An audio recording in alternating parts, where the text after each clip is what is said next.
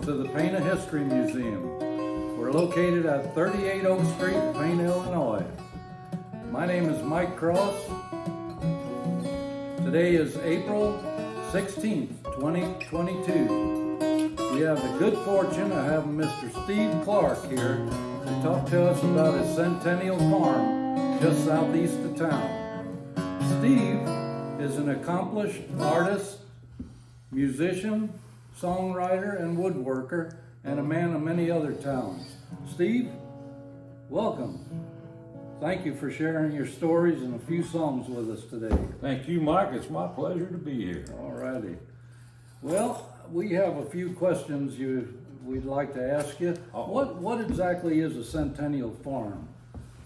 Well, that's a farm that you can prove it's 100 years old, been in your family for 100 years. I had to send them copies of deeds and all that stuff to get qualified. Well, that makes sense then. Yeah. Centennial, 100 years? Right. Of course. Absolutely. Yeah, well, thank you. I know you're from a big city, and what brought a big city boy? I'm from the big city too. What brought you down here to? Well, that's pretty easy. My dad was born and raised in the house I live in now. And when he went off to World War II, he was stationed in Chicago, fought the big battle of Grant Park. And he met my mother at Aragon Ballroom. And they were married shortly after the war. He married into a restaurant family. He inherited the farm from his dad. And when I got old enough,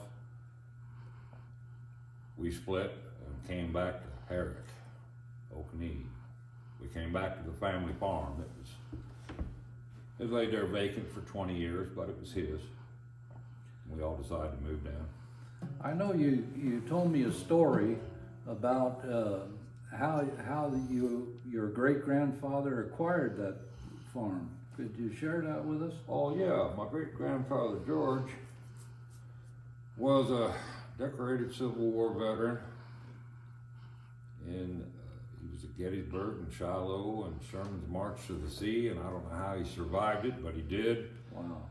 He came west in 1866,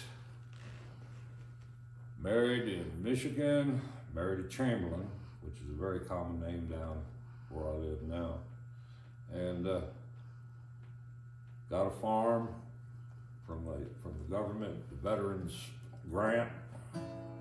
It was railroad land, and they gave decorated veterans 160 acres and other veterans 80 acres. So he got the farm there about 3 miles from where I live now and where Clark Cemetery is located.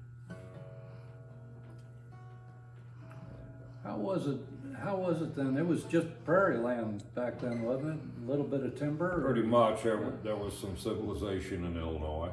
Yeah. There was quite a bit of timber in spots. Yeah. Illinois was a patchwork of forest and prairie, depending on where you were at. Right. Now, north of Pana, that's a grand prairie. You can see for miles without a tree. Right. But down here, below the glacier line, there was lots of woods mixed with prairie. Did you mention to me at one time that there was actually a stagecoach that went by? Yeah, there was a way station located on his property there, and somebody died on the stage, and they buried him on great-grandpa's land, and that's how Clark Cemetery got started. It's about a mile in off 51 as you go east on the Herrick Road. And then the railroad came through, and an Illinois Central worker got killed while working on the railroad, and they were looking for a place to bury. Great-grandpa said, bury him over next to that one, so that's how the Clark Cemetery got started. Well, yeah, most of them do by people dying, needing a place to bury, so Right, yeah. right. Well, I know that you and Leanna, you still burn wood, and you for heat and some cooking. Yeah, we burn a lot of wood. Yeah, and you raise and gather your own food. You even make your own maple syrup. We make our own maple syrup. Yeah. We raise and gather some of our own food. Uh-huh. We still make trips to the grocery store. Well, yeah. I mean, it's We hard got a wood burning cook stove in the kitchen, along with a gas range. Yeah. We got a wood burning furnace in the basement. So we kind of have a mixed technology, you know. How did it compare, like the conveniences you have now compared to like your great grandfather? Some of the hardships that he had to go through. He had to clear that land, didn't he? Oh yeah, it was a wild spot. He had to clear that land. Fortunately, a lot of it's hilly, so he left the woods, couldn't farm it. But yeah, he cleared with mules, and he stayed in a log cabin from an old settlement that was on my property from the 1830s. And he put his mules in another log structure that was still standing. And that was before he was married. See, back then that was the whole idea, to establish yourself as a farmer so you could get married and raise a family. Yeah. Yeah, he did all that. You're a product of that. I am. You sure are. I understand you've been doing some genealogy on your family. You go back to the 1600s, huh? 1654, Connecticut. You were one of the pilgrims then, huh? Not me. Well, I mean, your family Yeah. probably was. Well, the 20 years after the Mayflower. Yeah. Yeah. So how was life back then compared to how it is now? Well, I didn't live back then, but I'm grateful when I can turn on a computer. Sometimes I'm grateful. Yeah. Or have a cell phone. Yeah. Like I said, once again, if you have a choice between technologies, it's a lot easier than having to go with just kerosene lamps. Oh, I imagine so. Yeah, yeah. I remember a few years ago down on the farm, you used to have music events, and boy, I still hear people talk about them today. Could you tell us how that started and a little something about it? Well, sure. In 06 and 07, I decided to build a log cabin, my own, back in the woods there on my property. And when it got completed, I said, well, I had a nice fireplace, a nice big wide porch. I said, now all we need is some music. So we started a little bluegrass festival in October. Nothing real big. Yeah. And but I did hire some bands pretty renowned from the Midwest and some local bands, and we had a pretty good time, but it was hard to make a profit, so it went on for a few years. Yeah, yeah. I remember it. It was quite a gathering. It was. A lot of good music. It's amazing how much talent we have down in this area. It's didn't you play at Nashville North and Taylorville at one time? I was in the house band for a short while. Yeah. About 6 months. Yeah. And then I know you gave guitar lessons and band. I know you gave old Mick Ruff banjo lessons. Oh, you know Mick. Oh yeah. Yeah. Yeah. Yeah, I sure did. Yeah. He's a good guy. Yeah. Well, Steve, I'll bet you have a song about some country boys back in the 70s or 60s when we was running around. Well, I did write a song back in the 80s. It's called Come Back Home. Okay.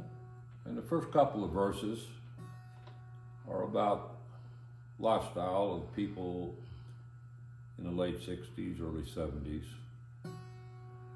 And the third verse deals with the farm crises. When money dried up, farmers had all these loans that were given because they were promised if they expanded, they'd get rich. Well, the farmer lost. And money dried up and the banks demanded their money back. And the fourth verse is something I just wrote recently to see if any of my predictions came true. So I'll do it for you. It's called Come Back Home. Thank you.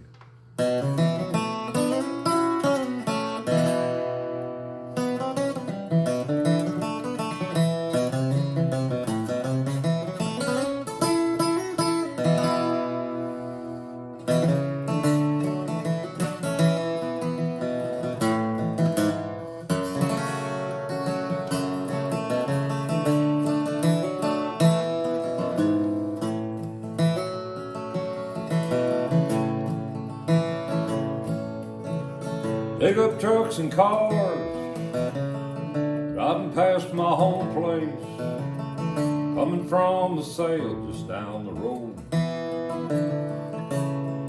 Well, I couldn't stand to hear that old auctioneer, so I sat on my front porch and I reminisced a while. There was 100-acre farm, an old white house and barn, and under big shade trees sat my huckleberry friends and I had 7 kids, 4 hound dogs, chasing coons who hollowed logs in a big oak tree with the branches in the stars. Now they've all grown up and gone away, but I can still hear a lonesome hound dog bay, and it sounds like he's wishing he could come back home.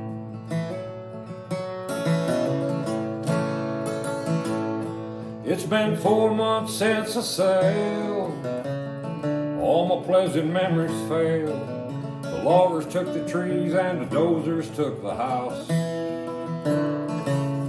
Well, I know things, they must change, but don't you think it's an awful shame to tear and rip and gouge up all of our roots? There was a time in this old land a man could make a living by his hand and raise 7 kids off a 100-acre farm. When we lost a thing like this, don't you know we're gonna have to miss a value we can never find again? Now they've all grown up and gone away, they just couldn't make that old farm life pay. And I still wish everybody could come back home.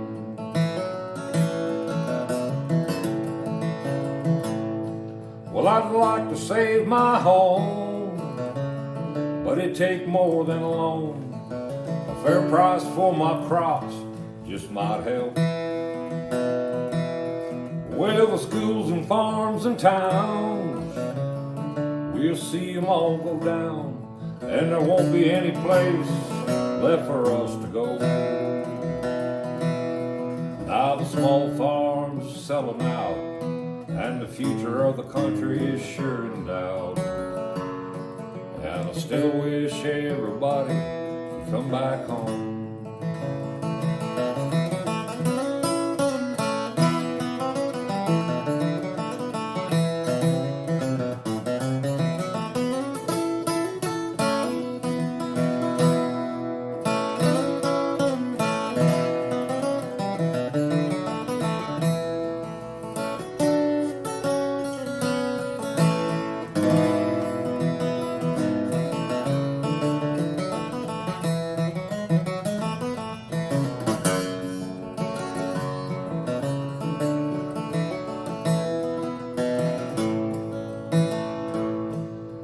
Years have come and gone since I wrote this song. Many schools have closed and most family farms are gone. Now there's big corn deserts on factory farms, no milk cows or old stout barns, and genetically modified crops are everywhere. Self-sufficient farms are few in the nation. They all take wages from big corporations, don't give a damn whether you live or die. And the loss of freedoms is the new norm, and on the horizon I can see a storm. And I wish everybody would wake up and come back home. Come back home, come back home.